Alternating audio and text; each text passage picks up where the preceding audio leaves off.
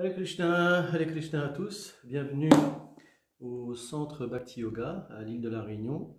Nous sommes le mardi 7 avril 2020 et nous allons donc continuer les sessions de lecture des livres de Srila Prabhupada en français et plus particulièrement en ce moment nous lisons la biographie de Srila Prabhupada, qu'on nomme aussi Srila Prabhupada Lila.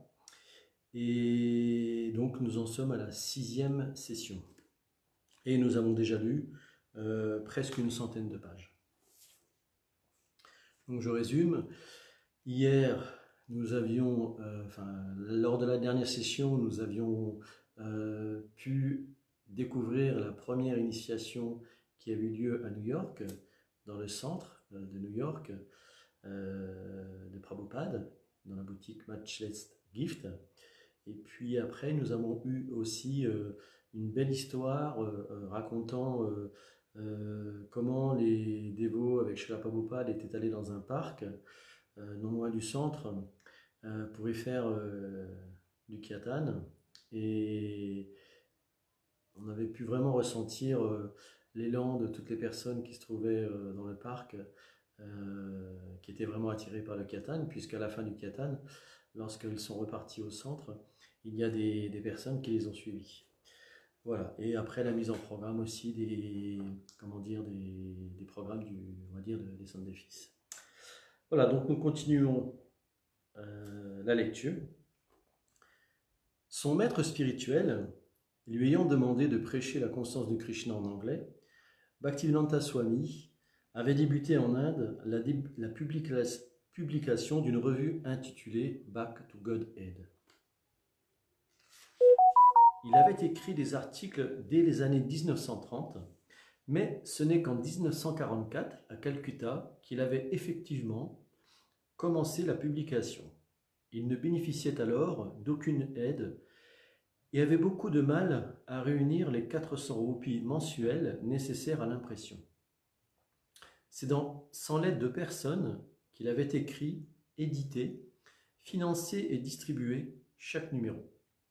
Le magazine Back to Godhead était à ce moment-là son œuvre majeure et l'instrument principal de sa prédication. Envisageant de le distribuer à grande échelle, il avait conçu divers projets pour propager le message de Sri Chaitanya dans le monde entier. Il était même allé jusqu'à dresser une liste des principaux pays du monde et du nombre de revues qu'il voulait envoyer dans chacun. Il avait cherché des donateurs pour financer son projet, mais les mécènes étaient rares. À partir de 1959, il avait consacré toute son énergie à la rédaction et à la publication du Srimad Bhagavatam et avait alors dû mettre fin à la parution régulière de son magazine. Il voulait maintenant ressusciter Back to Godhead, mais n'était désormais plus seul. Il allait pouvoir en confier la responsabilité à ses disciples. L'un d'eux, Gargamuni, apprit qu'un country club dans le Queens cherchait à vendre une petite imprimerie A et B Dick. L'affaire intéressait Swamiji, qui se rendit sur place avec Gargamuni et Kirtananda dans une fourgonnette empruntée pour l'occasion. L'imprimerie n'était plus toute récente, mais était néanmoins en bon état. Le gérant du club en voulait 250 $. Swamiji inspecta soigneusement la machine et parla de sa mission au gérant. Celui-ci mentionna qu'il possédait également une seconde machine qui ne lui servait pas plus que la première. Swamiji lui offrit alors de payer 250 $, non pas pour une, mais pour les deux. Le club n'en avait pas vraiment besoin. Et étant donné l'importance du message spirituel que Swamiji allait transmettre à l'humanité grâce à cette imprimerie, le responsable pouvait bien lui faire une faveur pour l'aider dans sa mission. L'affaire fut aussitôt conclue et à la demande de Swamiji, Gargamuni et Kyatananda hissèrent les deux machines dans la fourgonnette. ISKCON possédait désormais son matériel d'imprimerie. Swamiji confia l'édition du magazine à Hayagriva et à Rayarama. Ayant personnellement accompli ce service pour son maître spirituel pendant de nombreuses années, il était désormais décidé à en confier la responsabilité à ses disciples afin qu'ils accomplissent à leur tour cette même tâche pour satisfaire leur propre maître spirituel.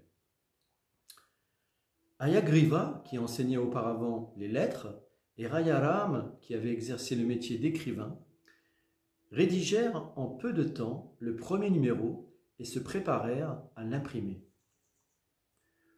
L'opération eut lieu au rez-de-chaussée, un soir de relâche, sans kirtan ni conférence, tandis que Swamiji traduisait le Srimad Bhagavatam dans son appartement.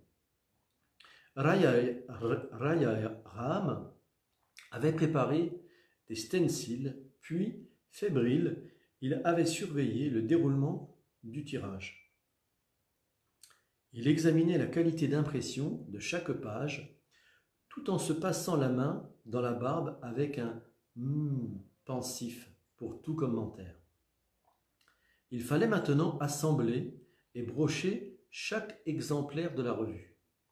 Les stencils avaient tenu bon pendant près de 100 tirages et les 100 exemplaires des 28 pages du magazine et des pages de couverture étaient à présent alignés sur les deux bancs que Raphaël avait fabriqués pendant l'été. Quelques dévots passaient le long des piles, prenant un exemplaire de chaque page et remettant les revues complètes à Gargamuni en bout de rangée. Tout en écartant machinalement ses longs cheveux qui lui tombaient sur les yeux, Gargamuni les agrafait avec l'agrafeuse que Brahmananda avait apportée de son bureau du ministère de l'Éducation. Même Hayagriva, qui se portait rarement volontaire pour ce genre de petits travaux, suivait la file et aidait à empiler les pages du magazine. Soudain, la porte latérale s'ouvrit et, à la surprise générale, Swamiji apparut. Il les observa quelques instants, puis poussa la porte et s'avança dans la salle. Il n'était encore jamais descendu dans le temple un soir de relâche. Gagnés par un profond sentiment d'affection, ils se mirent à genoux, se prosternant devant lui, le front au sol. « Non, non, dit Swamiji. On leva la main pour leur faire signe de se relever. « Continuez ce que vous êtes en train de faire, ajouta-t-il.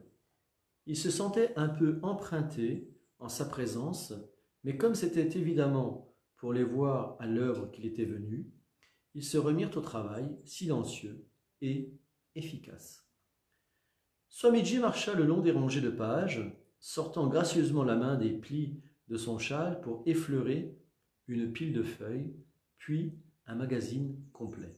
« L'imprimerie de Krishna, de ISKCON, dit-il.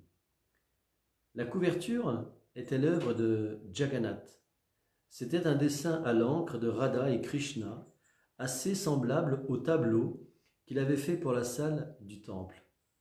Le motif était entouré de cercles concentriques. La phrase reproduite des années durant par Bhaktivedanta Swami sur la couverture de son Back to Godhead apparaissait en haut de la première page. L'absolu est lumière et l'illusion matérielle est ténèbres. Là où se trouve l'absolu, l'illusion se dissipe. La première et la plus importante des consignes de Swamiji donna à ses nouveaux éditeurs, la première et la plus importante des consignes que Swamiji donna à ses deux nouveaux éditeurs fut de publier la revue régulièrement tous les mois. Ils devaient à tout prix observer cette règle, même s'ils n'arrivaient pas à écouler tout leur stock ou s'ils ne publiaient que 2 pages. Swamiji convoqua Hayagriva dans sa chambre et lui remit la série complète des 3 volumes de son Srimad Bhagavatam. Sur la page de garde de chaque tome, il avait écrit ces quelques mots pour Shriman Hayagriva Das Brahmachari avec mes bénédictions A.C. Bhaktivedanta Swami. Hayagriva le remercia chaleureusement et avoua qu'il n'avait pas pu se permettre de les acheter. « S'il te plaît, lui demanda Swamiji, occupe-toi de ce magazine, travaille avec foi, il doit devenir aussi important que le Times. » Swamiji tenait à ce que tous ses disciples prennent part à l'élaboration du magazine. « N'ayez pas l'esprit engourdi, leur disait-il, écrivez quelque chose. » Il souhaitait confier la revue à ses disciples afin qu'ils puissent eux aussi prêcher. Le soir même, Brahmananda et Gargamuni enfourchèrent leurs bicyclettes et firent le tour de toutes les boutiques du Lower East Side vers la 14e rue d'un côté et West Village de l'autre jusqu'à ce qu'ils aient distribué les 100 exemplaires. Voilà qui donnait une nouvelle dimension à la prédication. Tous les disciples de Swamiji pouvaient désormais participer à cette œuvre commune. Ils pouvaient écrire les articles, les dactylographier, les corriger, assembler les magazines ou les vendre. À travers eux, c'était lui qui prêchait, mais il n'était désormais plus seul. Peu après leur mariage, Mukunda et Janaki avaient gagné la côte ouest. Mukunda avait annoncé à Swamiji qu'il comptait se rendre en Inde pour apprendre la musique indienne. Cependant, après avoir passé quelques semaines dans l'Oregon, il se retrouva finalement à San Francisco. Il avait désormais une meilleure idée en tête. Il voulait louer un local et inviter Swamiji à venir propager la conscience de Krishna à Ashbury, qui lui semblait un endroit très propice, comme il l'avait fait dans le Lower East Side. Parfois, le soir, lorsque les dévots se réunissaient dans sa chambre, Swamiji leur demandait si Mukunda était prêt à le recevoir à San Francisco. Il était question depuis des mois que Swamiji se rende en Californie. Finalement, au cours de la première semaine de janvier 1967, il reçut une lettre de Mukunda qui avait réussi à louer une boutique rue Frédéric au cœur du quartier de Haight-Ashbury. « Nous sommes en train d'en faire un temple !» écrivait Mukunda. Swamiji déclara « Je vais me rendre là-bas immédiatement. » Mukunda l'informait qu'un grand rassemblement se préparait à Ashbury. Des milliers de hippies venus des 4 coins des États-Unis se dirigeaient vers le quartier où Mukunda avait loué un local. Il s'agissait d'une véritable renaissance de la jeunesse américaine. Le phénomène était d'une ampleur bien plus grande qu'à New York. Mukunda voulait organiser un festival de musique sur le thème du mantra Hare Krishna, qu'il comptait appeler le Mantra Rock Dance, afin de réunir des fonds pour le temple. Des groupes célèbres devaient s'y produire, mais Bhaktivedanta Swami et le mantra Hare Krishna seraient les attractions majeures du festival. Bien que Mukunda ait joint à sa lettre un billet d'avion, certains disciples de Swamiji refusaient de croire qu'il allait s'en servir. Ceux qui savaient qu'eux-mêmes ne pourraient pas quitter New York se mirent même à dénigrer l'idée de ce voyage. Ils jugèrent unanimement que les gens de la côte ouest seraient incapables de prendre convenablement soin de Swamiji. Qu'ils paraissent en public avec 10 musiciens de rock leur semblait inconcevable. Ils risquaient de ne pas recevoir le respect qui lui était dû. De toute façon, il n'y avait pas là-bas de temple digne de ce nom. Il n'y avait pas d'imprimerie, pas de revue Back to Godhead. Pourquoi Swamiji quitterait-il New York pour aller en Californie où il ne connaissait personne? Et comment pouvait-il les laisser seuls à New York?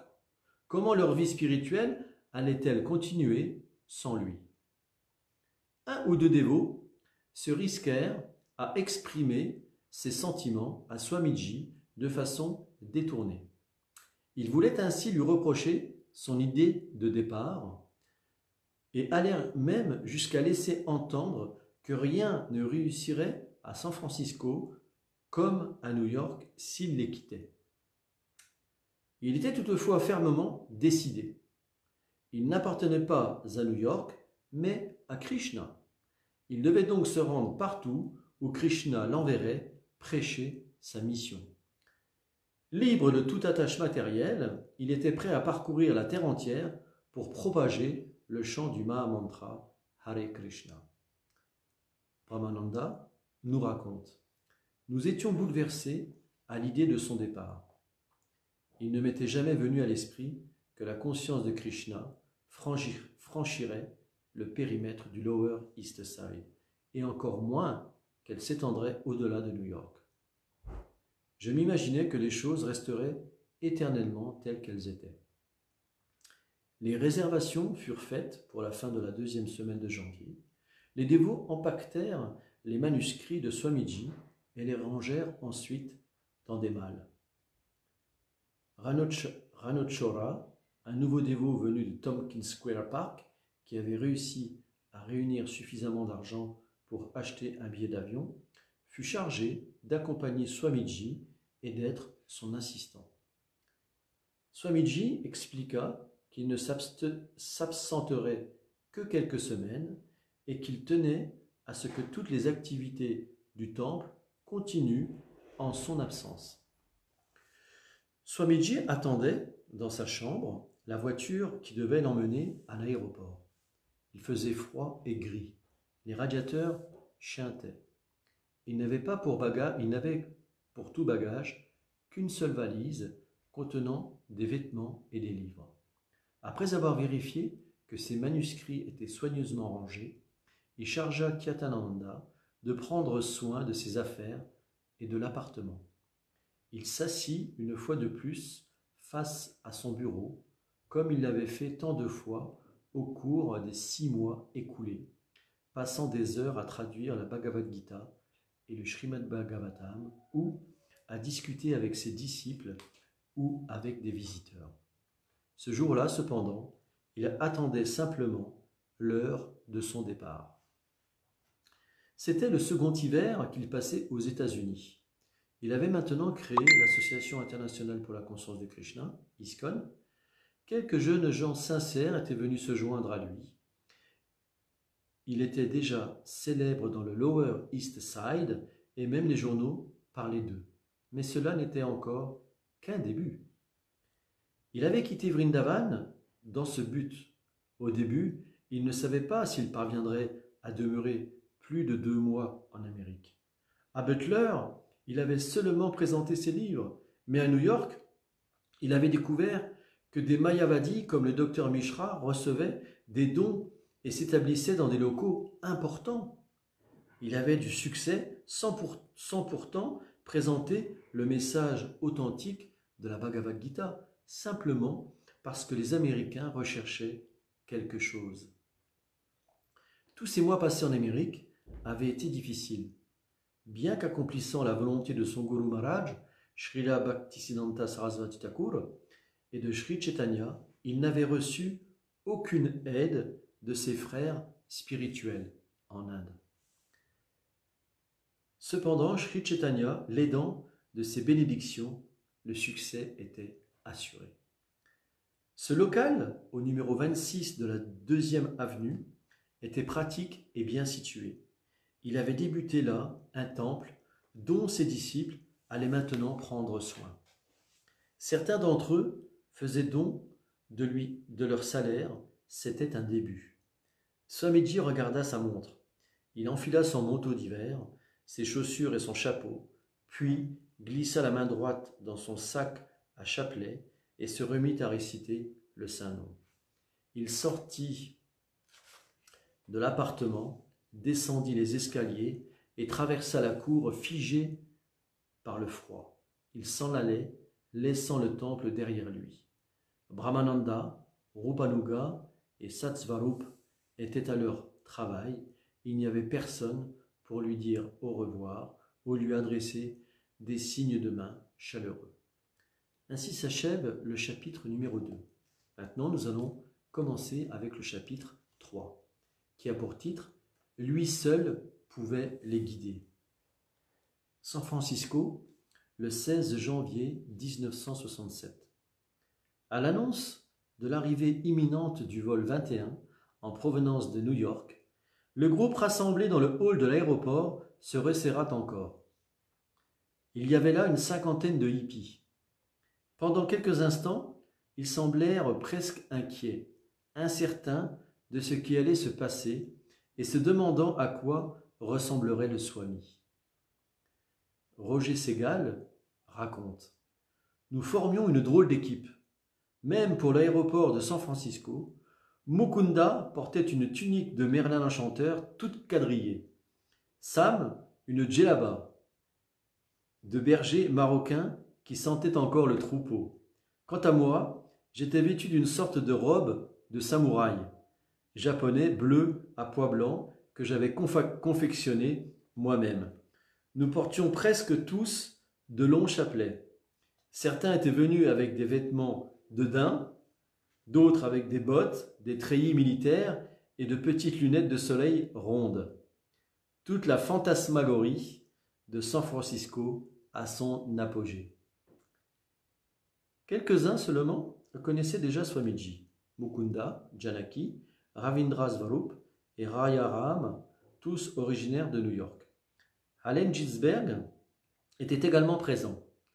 Quelques jours plus tôt, Allen avait été un des animateurs du prodigieux festival Human Being, un rassemblement de tribus, pour une joyeuse assemblée et une danse de la paix, qui avait réuni plus de 200 000 personnes à Golden Gate Park. 200 000 personnes. Vous imaginez 200 000 personnes pour ce festival. Mukunda rappela que rien ne ferait plus plaisir à Swamiji que d'entendre tout le monde chanter Hare Krishna au moment où il franchirait la porte de l'aéroport. Le mantra Hare Krishna leur était déjà familier. Ils avaient entendu parler des rassemblements dans les parcs new-yorkais, ou avaient eu entre les mains l'article du journal Underground local, l'oracle qui parlait de Swamiji et du mantra. Ils avaient pour la plupart reçu le tract d'invitation distribué par Mukunda et s'étaient rassemblés au Golden Gate Park en début de journée, apportant avec eux des fleurs et de l'encens. Là, ils avaient chanté ensemble pendant plus d'une heure avant de se rendre à l'aéroport en un long cortège de véhicules. Les passagers débarquant de l'avion contemplaient avec étonnement l'étrange comité d'accueil que formaient ces chanteurs chargés de fleurs. Les regards de ceux-ci ne s'attardaient cependant pas sur ces passagers ordinaires, visiblement fatigués par le voyage, mais recherchaient la personne hors du commun qui devait également se trouver à bord. Soudain, Swamiji, le teint doré et vêtu d'habits safran éclatants, entra dans le hall d'arrivée et se dirigea vers eux.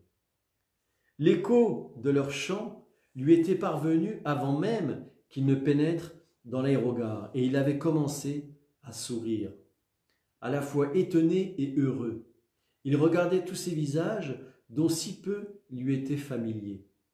Il y avait là une cinquantaine de personnes venues pour l'accueillir, et tous chantaient Hare Krishna sans qu'il ait eu à dire quoi que ce soit. Les hippies formèrent une haie d'honneur, laissant un étroit passage pour Swamiji.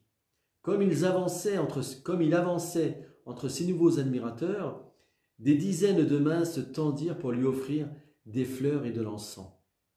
Il reçut des cadeaux en souriant. Allen Ginsberg s'avança avec un grand bouquet de fleurs. Swamiji l'accepta avec bienveillance.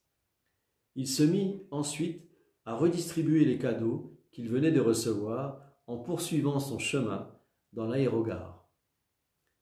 En attendant ses bagages, il regarda les jeunes gens, qui l'entouraient. Il leur fit signe de chanter plus fort. Le groupe tout entier répondit par un élan nouveau. Swamiji debout, au milieu d'eux, frappait doucement dans ses mains en chantant le saint nom de Krishna. Levant les bras d'un mouvement gracieux, il se mit à danser, se balançant au rythme du chant, sous le regard ébahi du personnel de l'aéroport et des voyageurs partagés entre l'embarras, l'étonnement et une gaieté contagieuse. Le kirtan se poursuivit ainsi jusqu'à l'arrivée des bagages. Le groupe se dirigea ensuite vers la sortie où une Cadillac Fleetwood noire de 1949 les attendait. Swamiji monta à l'arrière avec Mukunda et Allen Ginsberg. La voiture démarra tandis que Swamiji, toujours souriant, continuait à tendre des fleurs aux hippies venus l'accueillir. La Cadillac appartenait à Harvey Cohen, qui avait laissé son atelier dans le Bowery à Swamiji près d'un an auparavant. Harvey lui-même était au volant, mais sa casquette de chauffeur trouvée dans une boutique de l'armée du salut, son costume noir et sa barbe empêchèrent Swamiji de le reconnaître tout de suite. « Où est donc Harvey » demanda-t-il. « C'est lui qui conduit » répondit Mukunda. Harvey sourit. « Bienvenue à San Francisco, Swamiji. » Bhaktivedanta Swami était heureux de se trouver dans une nouvelle métropole occidentale, en mission pour son maître spirituel et pour Sri Chaitanya. Plus l'on avance vers l'ouest, plus les gens sont matérialistes, disait Sri Chaitanya. Il prédit cependant que le nom de Krishna serait un jour chanté dans chaque ville et chaque village de la terre. Les frères spirituels de Bhaktivedanta Swami avaient beaucoup de mal à comprendre cette prophétie. Ils se demandaient s'il ne fallait pas lui attribuer une valeur symbolique. Sinon, que voulait dire dans chaque ville et chaque village? Bhaktivedanta Swami, en revanche, avait pleinement foi en ces paroles de Sri Chaitanya et en l'ordre de son maître spirituel, et les faits lui donnaient raison. Il venait tout juste d'arriver à San Francisco, tout à fait à l'ouest des États-Unis, et déjà le chant du Saint-Nom se faisait entendre. On l'avait même reçu avec un kirtan enthousiaste et une avalanche de fleurs. Or, San Francisco n'était pas après tout qu'une ville. San Francisco n'était après tout qu'une ville comme beaucoup d'autres. Le local que Mukunda et ses amis avaient trouvé se situait rue Frédéric, dans le quartier du Haight-Ashbury, comme le temple de la 2e avenue à New York. Il s'agissait d'une petite boutique donnant sur la rue. Au-dessus de la vitrine, une enseigne annonçait « Temple de Sri Sri Radha Krishna ». Un 3 pièces avait aussi été loué pour Swamiji au 2e étage de l'immeuble adjacent. L'appartement donnait également sur la rue. Il était en assez mauvais état et n'était même pas meublé. La Cadillac arriva au numéro 518 de la rue Frédéric à la tête d'un cortège de voitures rempli de dévots et de curieux qui descendirent en hâte de leur véhicule pour suivre Swamiji. Celui-ci pénétra dans la boutique, décorée par quelques madras accrochées au mur, et s'assit sur un coussin. Et commença un kirtan, puis s'adressa à eux, leur recommandant de mettre en pratique les principes de la conscience de Krishna. Il quitta ensuite la boutique et se rendit au 2e étage de l'immeuble voisin.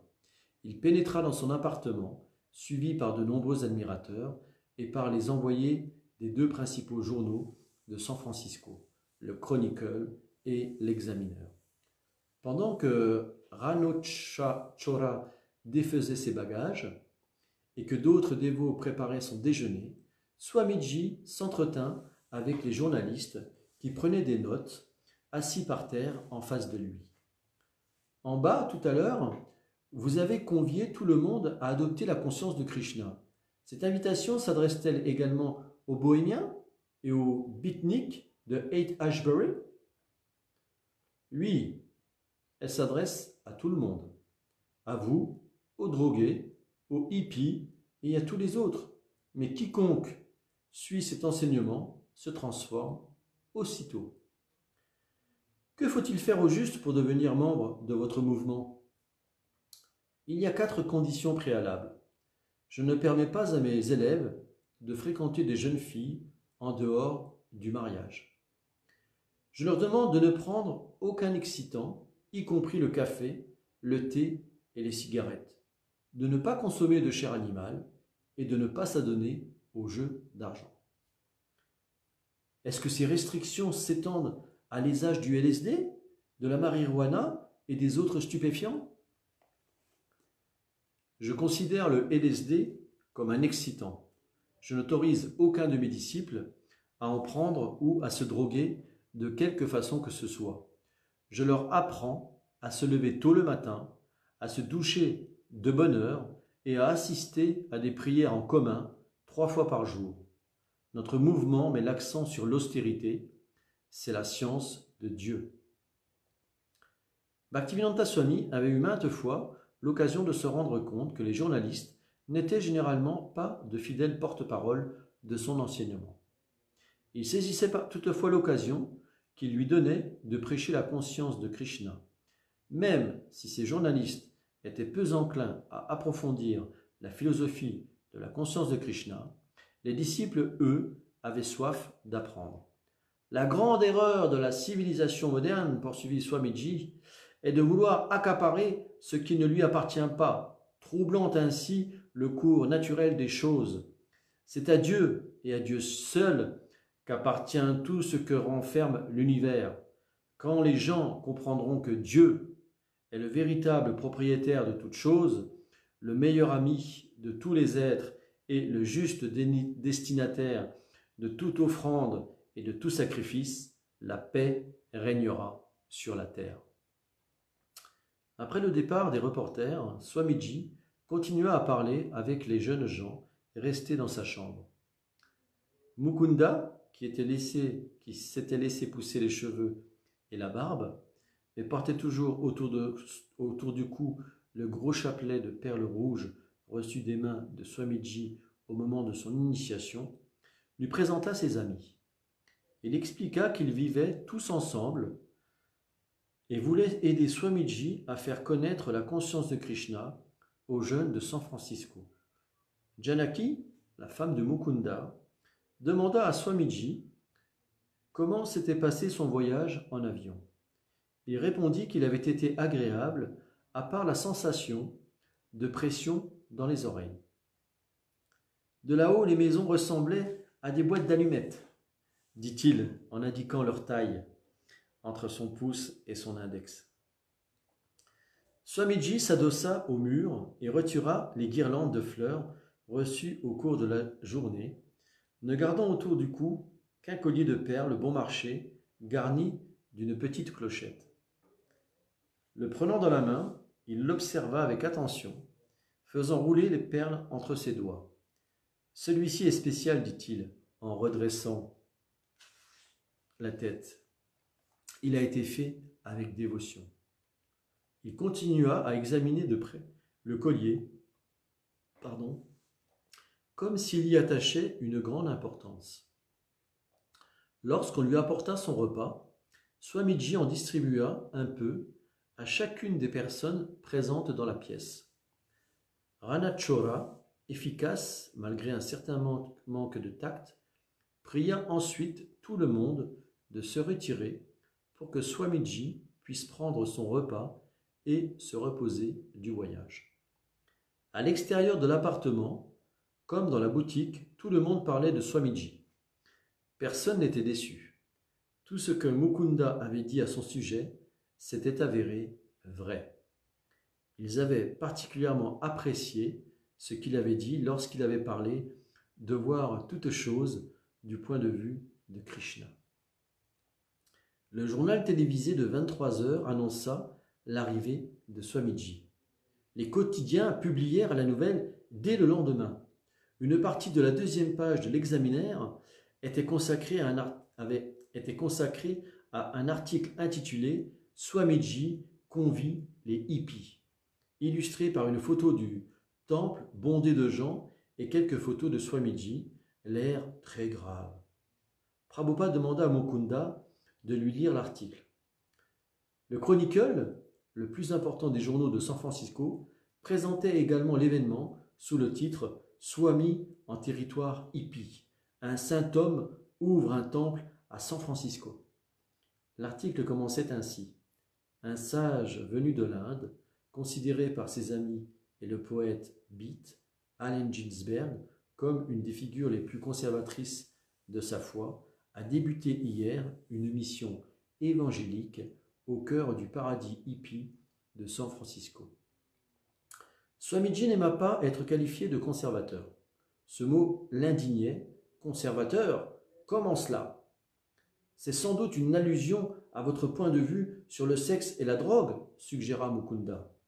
Évidemment, dans ce sens-là, nous sommes conservateurs, rétorqua Swamiji. Cela signifie tout simplement que nous suivons les Écritures, les Shastras. Nous ne nous écartons pas de la Bhagavad Gita, mais nous ne sommes pas conservateurs. Chaitanya Mahaprabhu était tellement strict qu'il ne posait même pas son regard sur une femme. Mais nous ouvrons les portes de ce mouvement à tous, aux hommes comme aux femmes, sans considération de niveau social ou de profession. Nous invitons tout le monde à chanter Hare Krishna. Voilà la magnanimité et le libéralisme de Sri Chaitanya Mahaprabhu. Non, nous ne sommes pas conservateurs. Bhaktivedanta Swami se leva et alluma la lumière. Il était 1h du matin. Il s'était réveillé sans que le réveil sonne ou que l'on vienne le tirer du sommeil. Il faisait froid dans l'appartement. Tout était calme.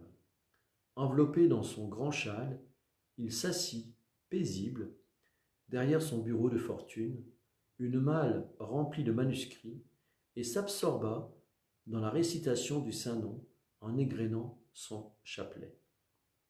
1 heure s'écoula. Il se mit ensuite à écrire. Il n'avait rien publié depuis 2 ans, depuis l'apparition du 3e et dernier volume du premier chant du Srimad Bhagavatam. Mais pas un seul jour ne s'était écoulé sans qu'il ne consacre un peu de temps à traduire et à commenter le 2e chant du Srimad Bhagavatam ou la Bhagavad Gita. Il avait déjà traduit et commenté la Bhagavad Gita dans les années 1940 en Inde, mais son unique manuscrit avait alors mystérieusement disparu. En 1965, quelques mois après son arrivée en Amérique, il avait repris cette tâche en commençant par l'introduction qu'il avait composée dans sa chambre de la 72e rue à New York. Des milliers de pages, la Bhagavad Gita au complet, se trouvait maintenant dans sa malle. Si Hayagriva trouvait le temps de les corriger, et si d'autres dévots réussissaient à les faire publier, ce serait un important pas de franchi.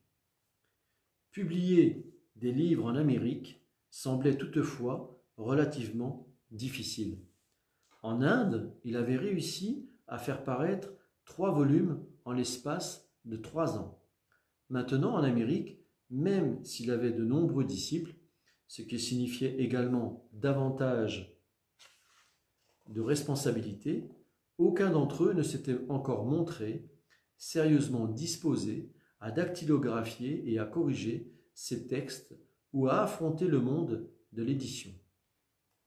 Pourtant, même s'il avait peu d'espoir de voir la Bhagavad Gita publiée dans un avenir proche, il avait entrepris la traduction d'un autre ouvrage, le Chaitanya Charitamrita, l'œuvre Vaishnava principale sur la vie et les préceptes de Sri Chaitanya.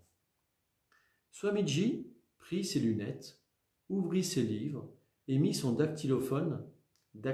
dictaphone en marche. Il lut les versets bengali et sanskrit, rapprocha le micro et appuya sur la touche d'enregistrement. Un voyant rouge s'alluma il commença alors à dicter. Comme le Seigneur avançait, chantant et dansant, ils s'arrêtaient tous les quelques mots, marquant une pause en appuyant sur l'interrupteur, puis reprenait. Des milliers de gens le suivaient. Certains riaient, certains dansaient, d'autres chantaient, d'autres encore offraient leur hommage en se prosternant devant le Seigneur. Alternant parole et silence, le pouce en faction sur la touche de pause, Swamiji était assis, le dos bien droit, inclinant de temps à autre le buste. Il accompagnait ses paroles de mouvements de la tête et se penchait parfois sur les livres disposés devant lui pour les étudier soigneusement. Une autre heure passa. Swamiji travaillait toujours. La lampe de sa chambre était la seule lumière visible dans le bâtiment, et le ronronnement et le cliquetis du dictaphone, les seuls bruits dans la nuit. Swamiji portait un pull-over à col roulé, couleur pêche, et un tchadar en laine grise. Son dhoti safran était froissé. Désireux de profiter des rares heures de calme qu'offrait la nuit, il s'était directement plongé dans sa tâche sans se changer ni même prendre la peine de se laver le visage. Il se retrouvait dans une atmosphère similaire à celle qu'il avait connue en Inde, quand il écrivait au petit matin dans sa chambre au temple de Radha Damodar à Vrindavan. À l'époque, il n'utilisait pas de dictaphone, mais il travaillait durant les mêmes heures et sur le même livre, le Chaitanya Charitamrita. Il préparait alors une traduction commentée du texte bengali. En une autre occasion, il avait entrepris un essai inspiré de ce livre. À présent, si loin des lieux où se déroulèrent les divertissements de Sri Chaitanya, il travaillait sur le premier chapitre d'une version anglaise du Chaitanya Charitamrita intitulée « L'enseignement de Sri Chaitanya ». Il était essentiel pour lui de se lever tôt pour consigner par écrit le message de la conscience de Krishna tel qu'il l'avait reçu de la filiation spirituelle. Mettant de côté toute autre considération, il s'absorbait corps et âme dans le message éternel de la science spirituelle. C'était le service le plus important qu'il rendait à Srila Bhaktisiddhanta Sarasvati. Son désir de publier de nombreux livres pour les distribuer en grande quantité lui donnait la force de se lever chaque nuit pour traduire. Swamiji travaillait ainsi jusqu'à l'aube. Au lever du jour, il s'arrêtait et se préparait à descendre au temple pour la réunion matinale.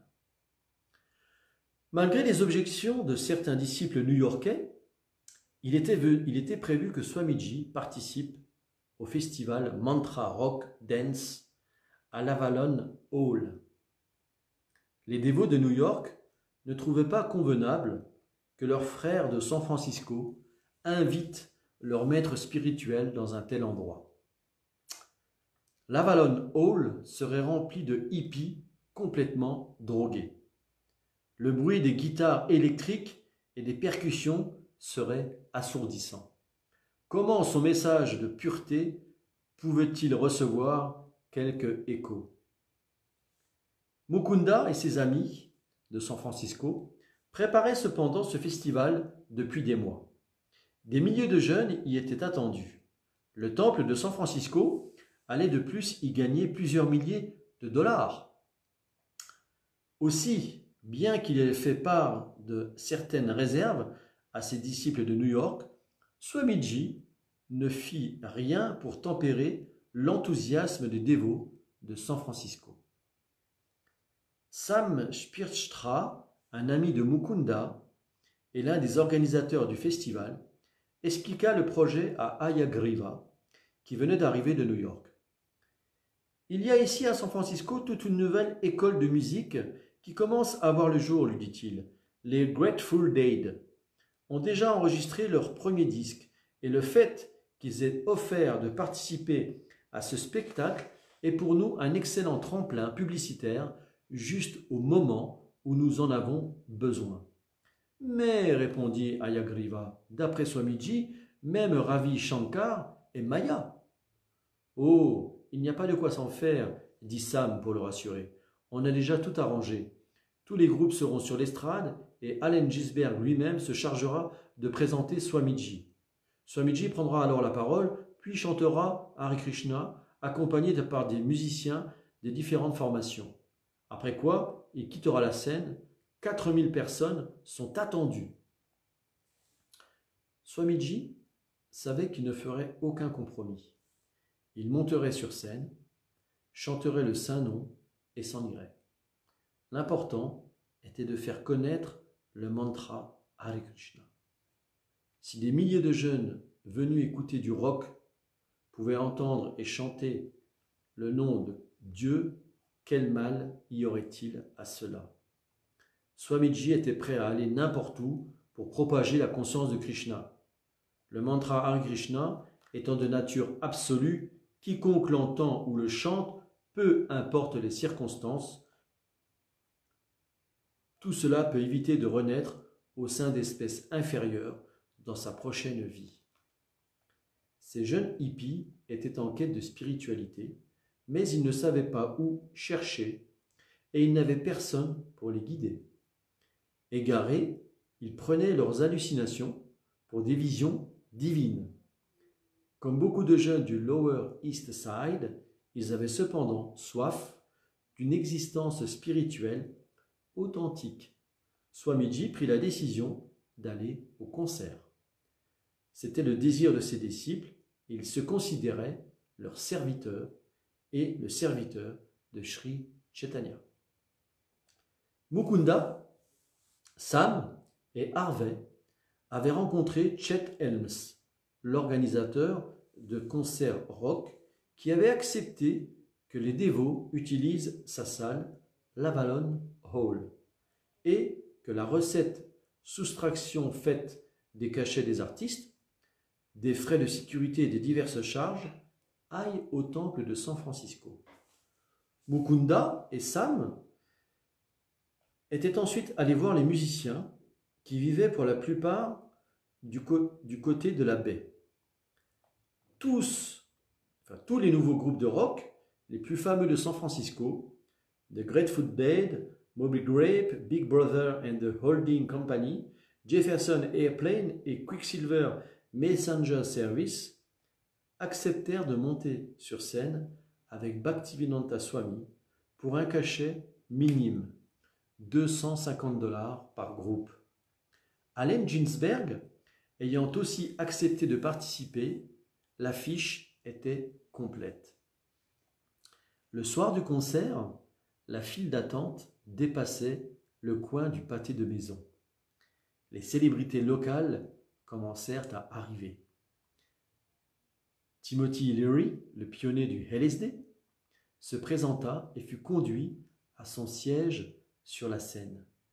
Swami Kriyananda arriva ensuite, un tambourin à la main, puis ce fut le tour d'un individu coiffé d'un haut de forme et ceint d'une écharpe en soie portant San Francisco, en grosses lettres, qui se présenta comme le maire de la ville.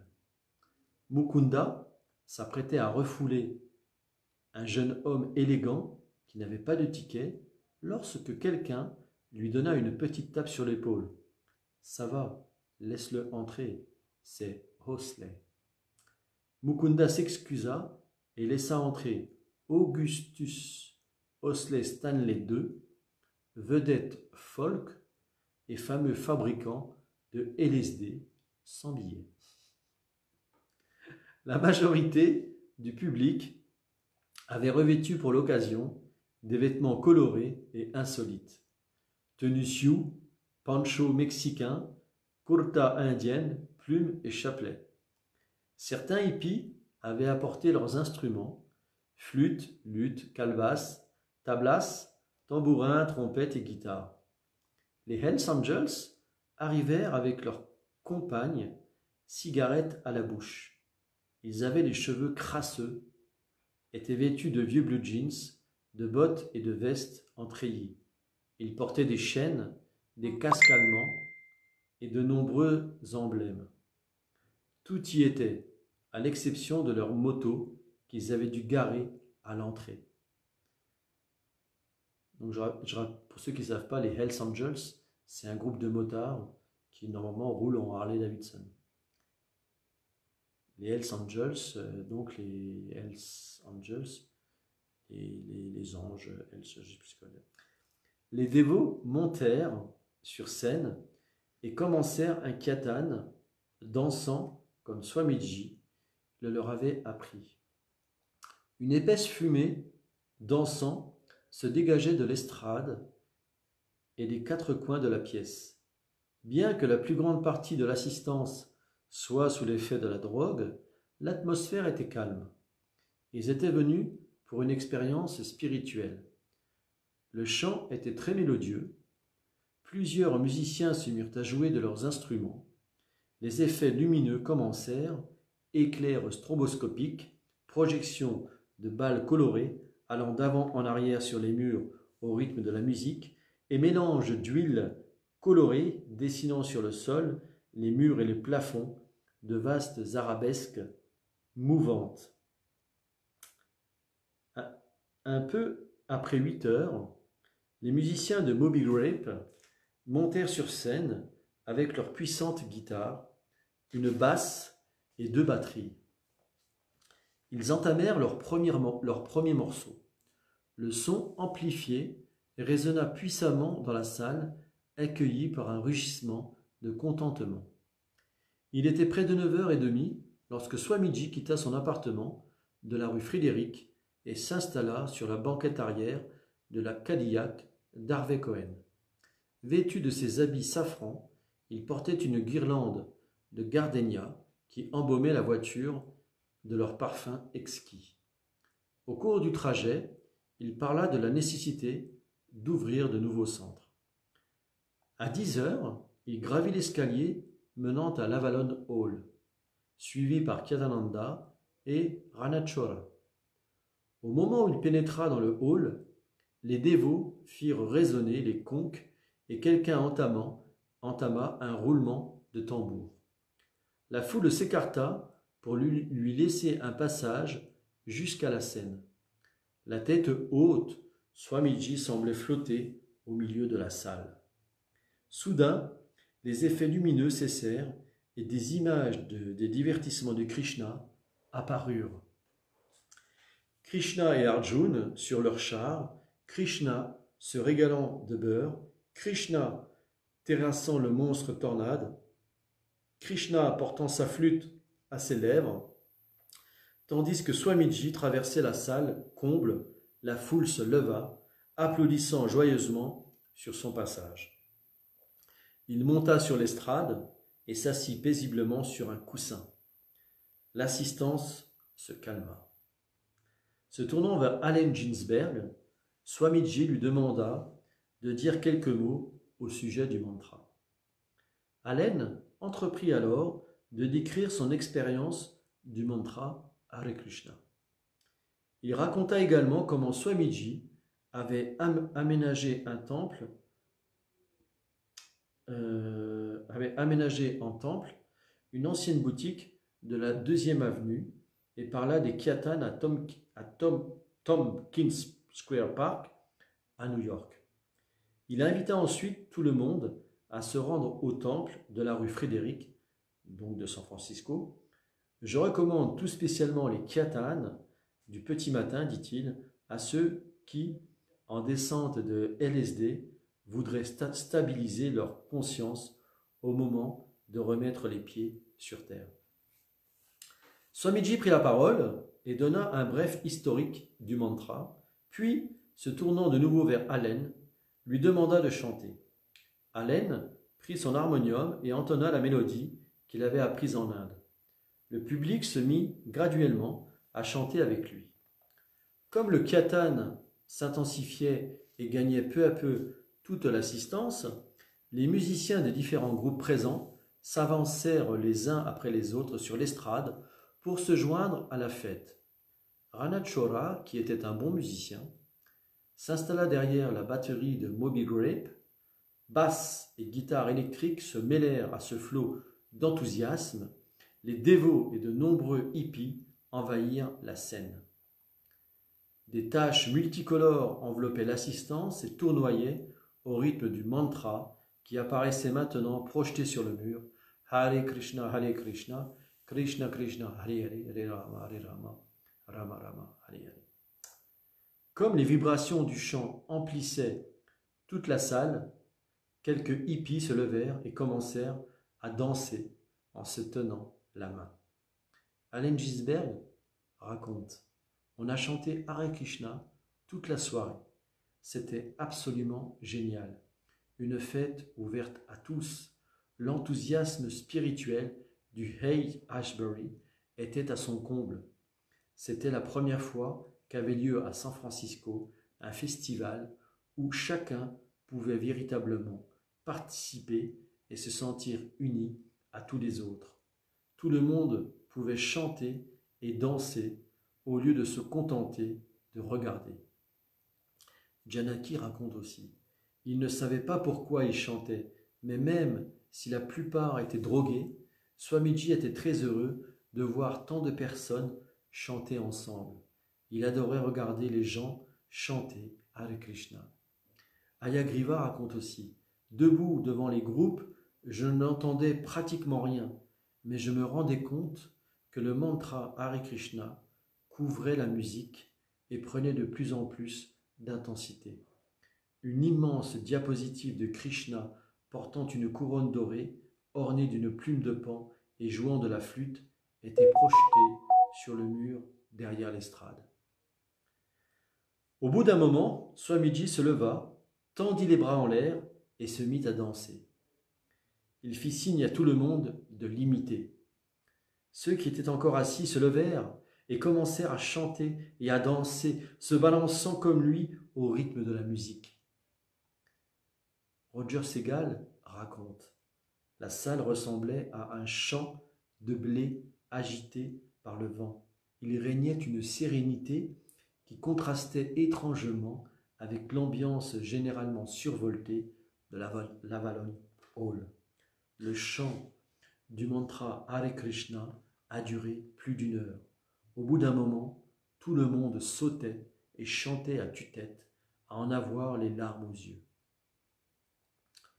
Quelqu'un plaça un microphone devant Swamiji et sa voix résonna puissamment dans les haut-parleurs. Le rythme s'accéléra.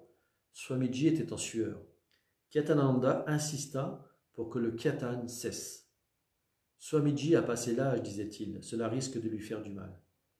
Le chant continua cependant, de plus en plus rapide, jusqu'à ce que les paroles du mantra deviennent complètement inaudibles au milieu des sons amplifiés et du chœur de milliers de voix. Soudain, tout s'arrêta, et l'on n'entendit plus que le bourdonnement sourd des haut-parleurs et la voix retentissante de Swamiji qui rendait hommage à son maître spirituel. Om Vinushpada Paramsa Parivrachaya Astatarastashmi Bhaktivedanta Swami Saraswati Goswami Maharaj Ki Jai. Gloire aux dévots assemblés. Swamiji se leva et se fraya ensuite un chemin à travers la foule qui encombrait l'estrade, traversa un nuage d'encens, puis descendit dans la salle, suivi de près par Kyatananda et Ranachara. Allen annonça alors le groupe suivant. Laissant derrière lui le public satisfait, Swamiji fit ce commentaire: ce n'est vraiment pas un endroit pour un brahmachari. Alors là, je ne sais pas ce que ça veut dire, mais bon. Plusieurs des disciples, des plus sérieux de Swamiji, présents à San Francisco, pensaient que certains candidats à l'initiation n'avaient pas vraiment l'intention de respecter les engagements à vie que le disciple fidèle doit prendre à ce moment vis-à-vis de son gourou. Swamiji, lui dirent-ils, il y en a qui viennent uniquement pour la cérémonie d'initiation. Nous ne les avons jamais vus auparavant, et nous ne les reverrons sans doute jamais. Swamiji répondit que c'était un risque qu'il était obligé de prendre.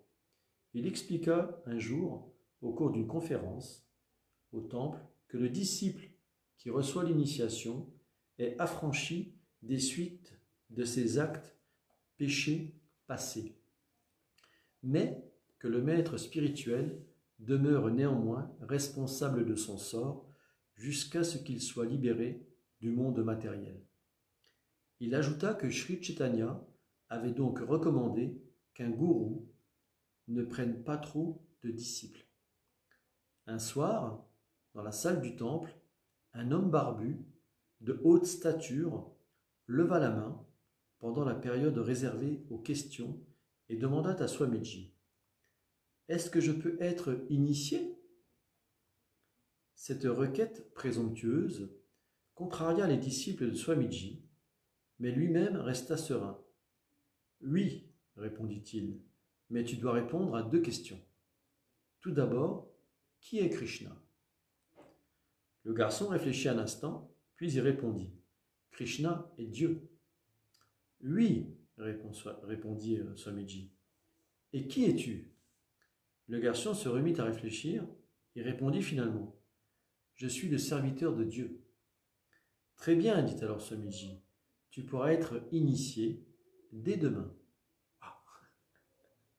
Bhaktivedanta Swami savait qu'il serait difficile à ses disciples occidentaux de suivre strictement les principes de la conscience de Krishna et d'atteindre le but ultime, la dévotion pure. Ils avaient été très mal guidés toute leur vie durant. Malgré leur vernis de christianisme et leurs études philosophiques, la plupart d'entre eux ignoraient tout de la science de Dieu.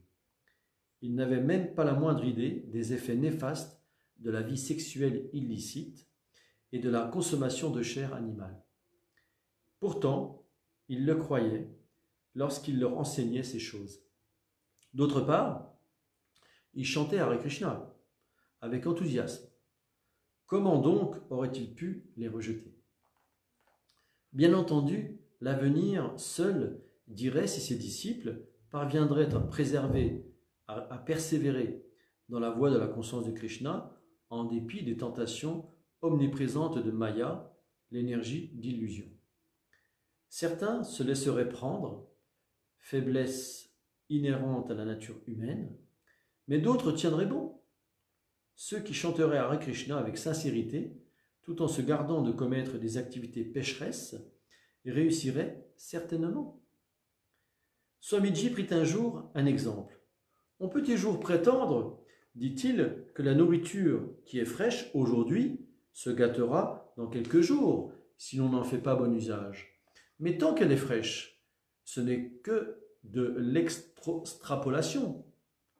Il était toujours possible que certains de ses disciples perdent un jour leur conscience de Krishna. Mais Bhaktivedanta Swami considérait comme son devoir de leur permettre de servir Krishna maintenant, tout en leur apprenant à se protéger de toute chute, dans la mesure, bien sûr, où il mettrait son enseignement en pratique. Sans même parler de suivre les normes védiques, les disciples de Swamiji à San Francisco étaient encore moins stricts que leurs frères spirituels new-yorkais. Certains d'entre eux continuaient à fréquenter les pâtisseries, ils mangeaient des beignets qu'ils oubliaient d'offrir d'abord à Krishna et consommaient des aliments défendus tels que le chocolat et les glaces que l'on trouve dans le commerce. Ils se permettaient même parfois après le kirtan, de petites pauses cigarettes sur le pas de la porte du temple. Quelques-uns se firent initier sans savoir au juste à quoi ils s'engageaient. Kyatananda raconte : à San Francisco, l'atmosphère était beaucoup plus relâchée. Les dévots allaient parfois boire un café et manger des beignets au coin de la rue. Swamiji était cependant content de voir tant de jeunes se rapprocher de Krishna. La soirée à Alavalon Hall l'avait enchanté. Il y avait en définitive deux sortes de disciples. Ceux qui suivaient strictement les principes régulateurs en mettant l'accent sur la pureté et ceux qui se souciaient moins des règles mais voulaient aider à reprendre la conscience de Krishna autant que possible. Dans sa magnanimité, Swamiji accordait refuge à tous. Voilà, nous allons arrêter pour ce soir. Nous avons lu une trentaine de pages. Nous continuerons la prochaine session, qui sera la session numéro 7. Je vous remercie encore tous d'avoir suivi cette session de lecture des livres de Srila Prabhupada avec le Centre Bhakti Yoga. Je vous souhaite bon courage dans ces moments de confinement et surtout de bien cultiver votre Bhakti. Hare Krishna à tous et merci encore de nous suivre sur le Centre Bhakti Yoga. Hare Krishna.